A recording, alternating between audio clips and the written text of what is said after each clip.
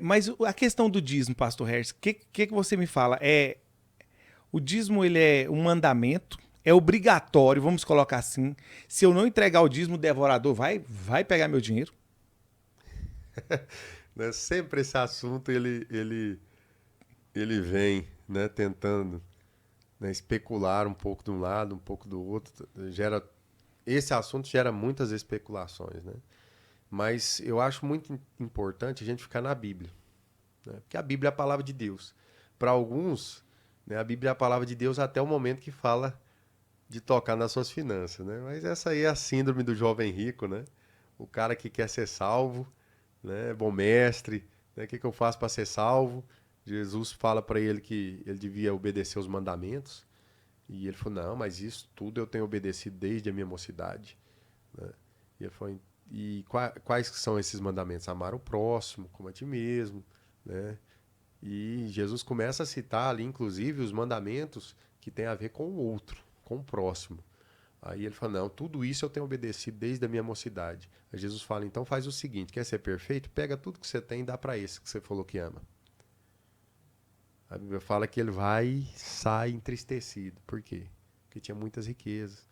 Então todo mundo, cara, gosta da Bíblia até o momento que começa a tocar no seu bolso.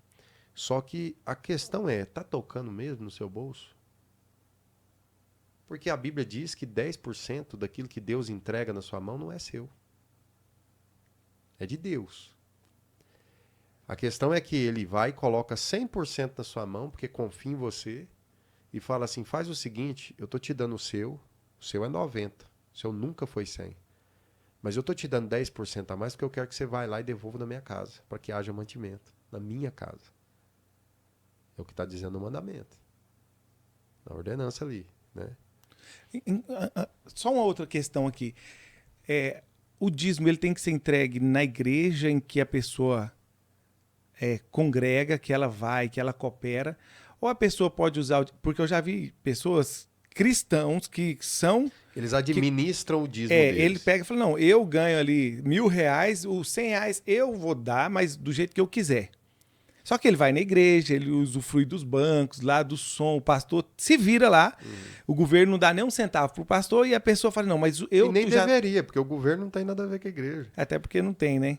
Mas qual que é o ideal? Entregar para a igreja ou eu posso administrar esse dinheiro? O dinheiro é de quem? O 10% é de quem? É da obra de É Deus, é da de obra de Deus. Deus, irmão. Quem administra a obra? Pastor? Algumas igrejas, sim, pastor. Algumas igrejas presbítero, algumas igrejas, né, um conselho, né? Mas Mas aonde que a Bíblia está dizendo para você levar o seu dízimo e a sua oferta? É na casa do tesouro, a casa de Deus. É onde está sendo administrado a respeito da obra de Deus. Né? Você congrega ali, não é nem questão. Vamos reformular isso. Vamos falar em outras palavras para você entender. Vamos começar do início. Né? Como eu disse agora há pouco, né, o dízimo ele não é uma ordenança, o dízimo não é um mandamento, o dízimo não é lei. Sabe por quê? Porque a lei e os mandamentos vieram em Moisés. o dízimo é o Abraão, quê? O dízimo é o quê, então? Porque eu já tô... Abraão dizimou antes de Moisés. A lei e os mandamentos foi dado lá já em Moisés. Abraão dizimou antes. Então, o dízimo ele é antes da lei. E se não é uma ordenança, né, o fato de uma pessoa chegar e honrar a Deus com seus bens, a gente percebe isso em Gênesis, no capítulo 4. Né? A primeira coisa que acontece ali em Gênesis, depois que fala sobre a criação e a queda, é dois irmãos levando uma oferta diante de Deus. E a Bíblia mostrando que Deus recebe o coração de Abel e a sua oferta. E rejeita o coração de Caim e a sua oferta. Então, desde o princípio do mundo, nós percebemos ali já de início essa relação do homem honrar a Deus com bens materiais. Por que 10%? Cara, quem é o pai da nossa fé? Cristo. Abraão. Abraão. Abraão é o pai da fé.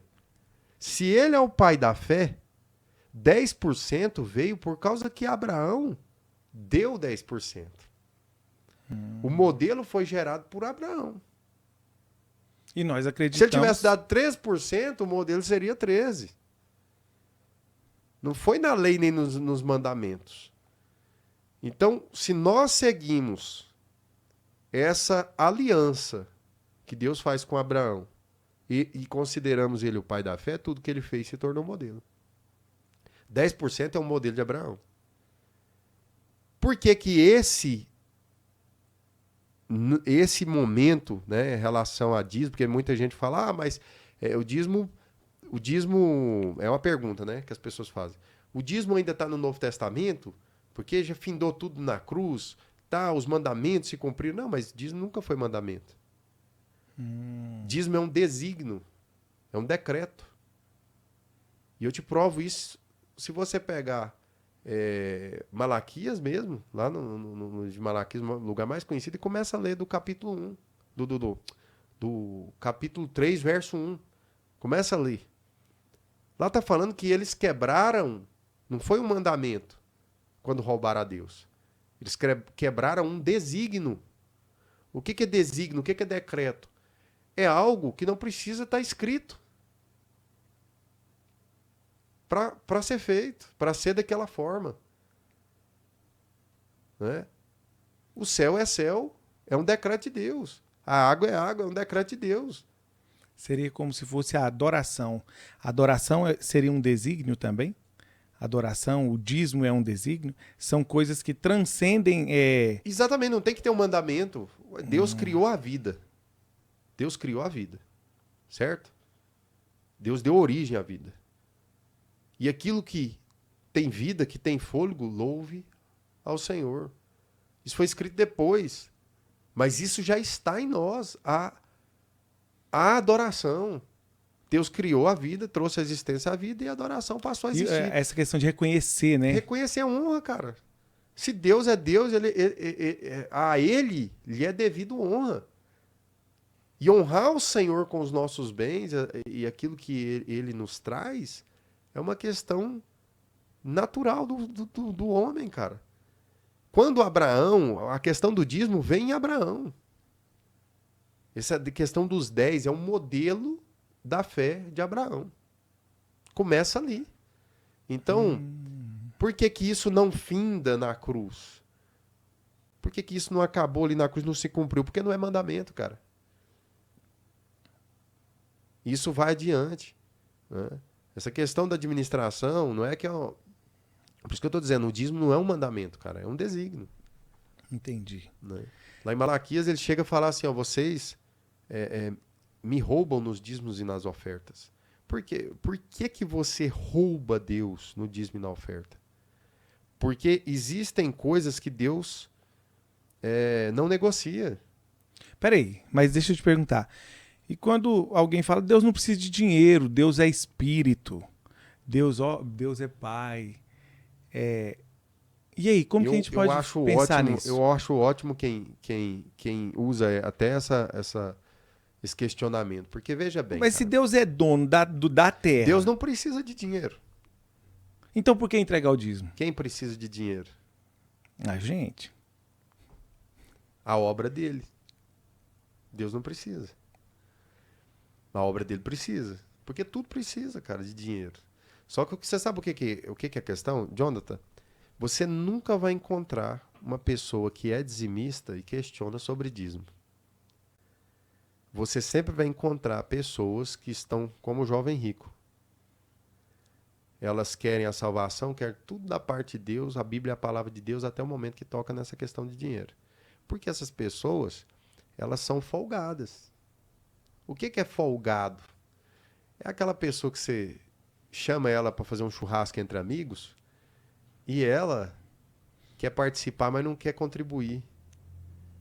Então, o que é a questão? Eu não acredito em dízimo porque eu não acredito nesse negócio das bênçãos do dízimo, etc e tal. Então, cara, não dizime pelas bênçãos, se você não acredita.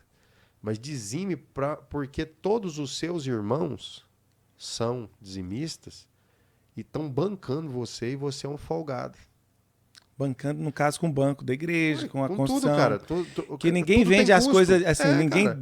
dá de graça ali, você vai Cara, tudo que você tá usufruindo e tá abençoando a sua vida, até você que tá aí assistindo pela internet o culto, você é um folgado se você não contribui. Porque alguém tá pagando a internet, alguém tá pagando aquele microfone, alguém tá pagando, entendeu? De certa forma, se você usufrui disso e é contra, então você não deveria nem assistir. Sabe o que pega, que eu vejo? Muita gente não quer dizimar porque eles acreditam que a administração da igreja, do pastor, com o dízimo, ele fala assim, não estou vendo esse dinheiro. Então a pessoa vai lá, dizima, coloca o dinheiro lá na secretaria da igreja, parece que ele não vê o resultado daquele dinheiro, aí a pessoa fica inconformada. Então, mas aí é que a questão dela é a mesma questão do coração de Caim, né? Ele quer ver o resultado da oferta dele. Né? Mas e a minha oferta tem muito mais a ver com o meu coração em relação a Deus do que em relação à administração de dinheiro. Você é o cara que Deus delegou para administrar o dinheiro? Não. Então, cara, eu não confio de entregar o meu dinheiro nesse altar. Então você não pode confiar em nada daquela igreja, cara. Você nem deveria estar congregando ali. Porque antes de você estar questionando o dinheiro que está indo para o altar, você deveria questionar tudo. Esse cara que está me ensinando tem caráter? Esse pastor que está na frente dessa igreja, essa igreja tem caráter? Porque você está fazendo parte de tudo, cara. Porque, caramba. No fundo. Essa eu nunca tinha ouvido, não. Porque na verdade a questão é o seguinte, cara, ó, vamos tentar resumir essa questão. As pessoas que questionam a respeito de dízimo, elas geralmente não são dizimistas. Elas querem todas as bênçãos de Deus, elas querem usufruir da palavra, elas querem usufruir de todo o espaço que os irmãos da igreja construíram com os dízimos e as ofertas, foram administradas talvez por um pastor, pelos presbíteros da igreja, cada denominação tem ali um grupo que administra, né, eu acredito, e na nossa, pelo menos, quem administra as finanças da igreja são os presbíteros tesoureiros. Pastor, ele vota se empatar. Né? Uhum. Então, isso vai de cada administração de igreja. Então, o que acontece? Geralmente, quem questiona dízimo, ele não é dizimista. Geralmente, é uma pessoa que questiona isso para tentar justificar a avareza do seu coração. Ah, mas eu não confio, eu não estou vendo, aquilo que você falou ali. Eu não confio, eu não sei onde é que está indo esse dinheiro. Peraí. Então, você não deveria confiar em nada nessa igreja. Porque se você confia no cara para ensinar você sobre as questões espirituais, você confia em tudo menos na administração, você questionar a administração, então você tem que rever o lugar que você está congregando. E outra coisa, a minha relação de obediência à palavra a respeito de finanças, né, a seguir esse princípio de dízimo e oferta, é uma relação primeiro entre o meu coração e Deus. Depois que ela está no altar de Deus, né, você pode observar a questão do sacrifício. Ele levava o sacrifício e punha fogo no sacrifício, irmão. Quem põe fogo no sacrifício que leva diante de Deus não tem que administrar o fogo. Entende o que acontece? Abel e Caim levaram uma oferta diante de Deus. Ele não foi reprovado só pela oferta que ele colocou lá. Ele foi reprovado pelo coração dele, cara. Caim foi reprovado porque Deus rejeitou o coração dele e depois rejeitou a oferta. A sua relação em relação a levar o dinheiro, a fazer um pix, a colocar um envelope lá, não tem nada a ver com você, o dinheiro e a administração. Tem a ver com o seu coração diante de Deus, diante daquilo que Deus propôs para você. Oferta é uma semente. Uma oferta voluntária, Deus ama quem dá com alegria, então, generosamente. Você está falando de oferta, então. Então o dízimo é diferente de oferta. Com certeza. Porque o que é a oferta? Oferta é aquilo que você semeia. É uma semente. Dízimo é colheita. A oferta é voluntária. Por que a oferta é voluntária? Quem semeia pouco, colhe pouco. Quem semeia muito, colherá fartamente. É o que o texto lá de Coríntios 9, né? 1 Coríntios 9 está falando. Lá está falando que aquele que semeia pouco, colhe pouco. Aquele que semeia muito, colherá fartamente. Deus ama quem dá com alegria. Ele está falando de semente. Ele está falando que é voluntária a oferta. Agora, o dízimo não é obrigatório, desde que você não colha nada. Porque se Deus, ele decretou que de toda a sua renda, de toda a sua colheita, 10% é da casa dele, ele entrega 100% da colheita na sua mão e fala, ó, esses 90 é teu, mas esses 10 é meu. E quem determina onde é que você entrega os 10? É o dono dos 10, filho. É verdade. Deus é o dono dos 10%. E ele determina onde você coloca. E você não tem nada a ver com a administração do dinheiro de Deus. Aí. Então, tá, eu vou te fazer outra pergunta aqui. Quanto à oferta. Quando eu ajudo alguém, eu tô ali, tem alguém passando necessidade, eu dou uma cesta básica. Não é meu dízimo ainda. Eu tô falando de oferta. Essa oferta é a mesma oferta que eu levo para a igreja lá num culto de domingo, eu vou lá, eles passam com aquela salva de colher a oferta. Uma coisa é eu colocar lá R$10, outra coisa é eu dar uma cesta básica para alguém, também é uma oferta? Cara, eu acho que o princípio errado já parte da questão de você querer administrar essa ideia de que eu tô tirando daqui para colocar aqui e eu vou fazer isso com a intenção disso. Eu acho que a oferta ela tem que ser voluntária e tem que ser generosa. Seja para uma pessoa que está próxima a você, seja uma cesta básica, a oferta é livre. Então, a partir do momento que você, cara, eu tô dando essa oferta aqui, mas eu vou tirar daqui. Você está tentando administrar uma coisa que Deus colocou no seu coração. Entende? Ninguém é obrigado a dar nada, Jonathan. Ninguém é obrigado a dar uma cesta básica. Entendeu? Uhum. Eu ouvi o Clóvis de Barros falando um negócio muito interessante. Lógico que nunca falaria com aquelas palavras, né? Que o cara é genial, mas já observou que o bem tem sempre uma suspeita e o mal é bem definido.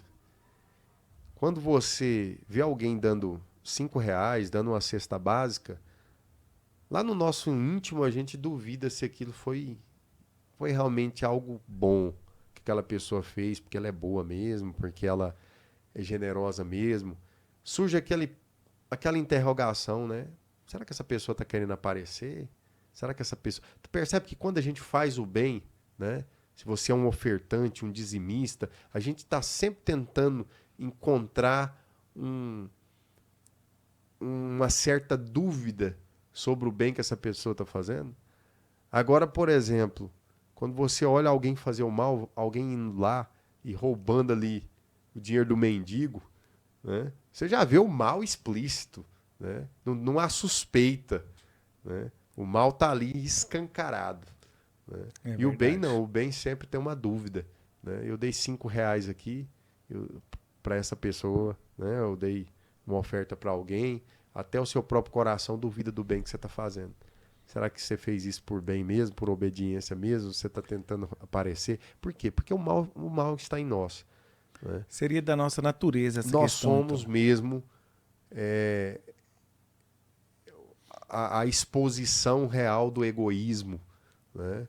Nós somos mesmo a exposição do mal. E o bem tem que ser aprendido e aperfeiçoado na nossa natureza. Então o mal ele já está pronto. O bem tem que ser trabalhado. Tem que ser trabalhado.